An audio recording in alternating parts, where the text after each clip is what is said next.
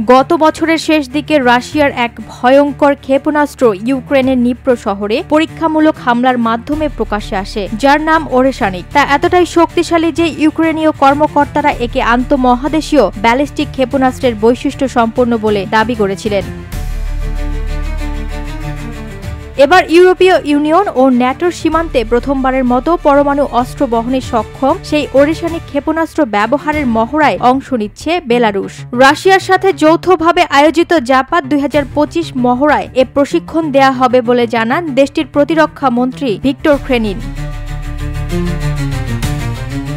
মূলত দেশটির প্রতিরক্ষা ব্যবস্থা শক্তিশালী করতেই এ মহড়া শুরু হচ্ছে। 10 গুণ বেশি গতিতে অগ্রসর হতে পারে এবং 6টি ওয়ারহেড বহন করতে সক্ষম। এটি বিনা বাধায় 3000 কিলোমিটার পর্যন্ত অতিক্রম করতে পারে। রাশিয়ার দাবি, এটি আধুনিক ক্ষেপণাস্ত্র প্রতিরক্ষা ব্যবস্থা ভেদ করতে পারবে।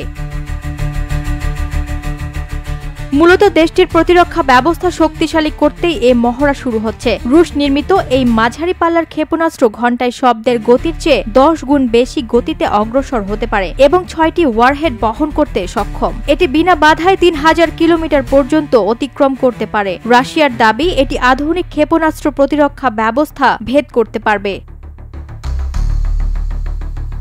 এদিকে পোল্যান্ড, ইউক্রেন ও বাল্টিক দেশগুলো ইতোমধ্যেই বেলারুশের এই সামরিক তৎপরতা নিয়ে উদ্বেগ জানিয়েছে। তবে মিনস্কো বলছে, সীমান্ত পরিস্থিতি দেখে চুপ থাকা সম্ভব নয়।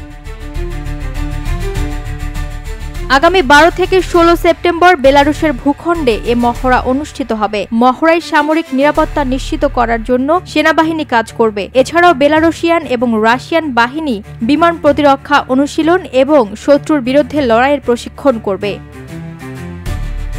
ওয়াহিদা প্রান্তি, স্বদেশ প্রতিদিন।